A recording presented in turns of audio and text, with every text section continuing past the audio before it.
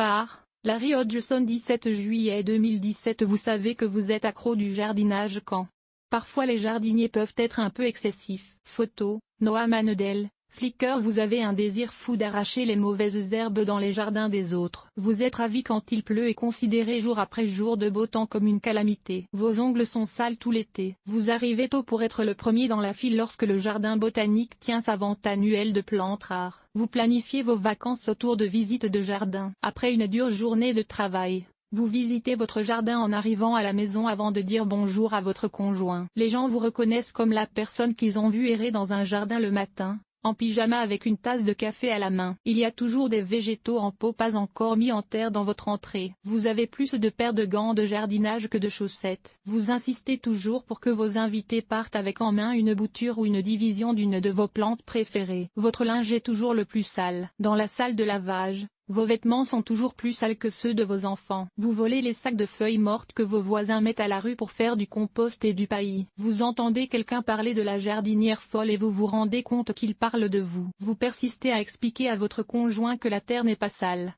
Et vous le croyez réellement. Chacun de vos projets de rénovation domiciliaire comprend davantage d'espace pour les plantes. Vous arrachez les mauvaises herbes quand vous vous sentez frustré ou anxieux.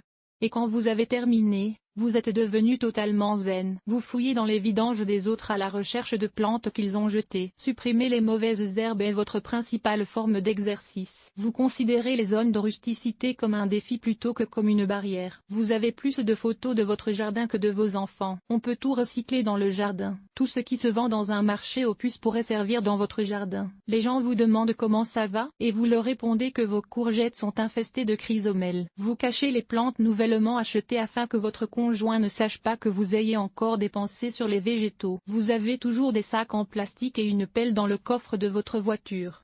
Pour les urgences, votre famille organise à votre attention une intervention d'urgence avec un spécialiste en dépendance. Vous ramassez et écrasez sans hésitation les insectes indésirables entre votre pouce et votre index.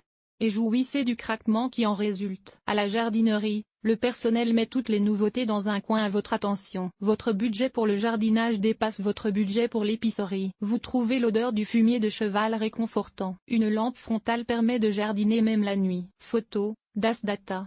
Comme vous achetez une lampe frontale pour mieux jardiner la nuit. Bien que votre jardin soit totalement plein, vous revenez régulièrement à la maison avec de nouvelles plantes. Vous connaissez le nom botanique de chaque plante dans votre jardin, mais vous ne pouvez pas vous rappeler des noms de vos petits-enfants. Votre matériel de lecture préféré est le catalogue de semences. Votre balcon est tellement plein de plantes, il n'y a pas de place pour s'asseoir. Au restaurant, vous versez votre verre d'eau dans le bac à fleurs, car vous trouvez les plantes fanées. Vous taillez sélectivement quelques branches trop longues dans le jardin public, juste pour aider, bien sûr, et par accident certaines se retrouvent dans votre sac à main. Vous êtes la source info-horticole pour le voisinage. Les voisins viennent toujours vous voir pour obtenir des conseils sur le jardinage. L'image satellite Google Earth de votre propriété montre une mini-jungle. Vous allez au centre de jardin local et vous ne trouvez aucune plante que vous n'avez pas déjà. Vous semez 5 fois plus de semis que votre espace de jardinage le permet. Vous donnez une plante en cadeau d'hôtesse plutôt qu'une bouteille de vin. Vous faites tout pour attirer des passants afin de les faire visiter votre jardin.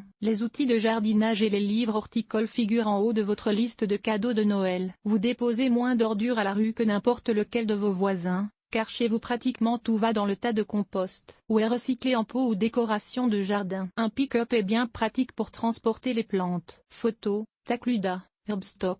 Comme vous changez votre voiture pour un pick-up afin de mieux transporter les plantes et la terre. Votre patron ajoute prendre soin des plantes de bureau à votre description de tâches. Vous ne pouvez pas vous bronzer dans votre arrière-cour, car il est trop plein de plantes. Vous prenez en pitié les gens qui ne font pas du jardinage. Au 2e anniversaire de votre enfant, vous prévoyez déjà quoi planter à la place de son carré de sable. La pile de magazines dans votre salle de bain est surtout composée de catalogues horticoles.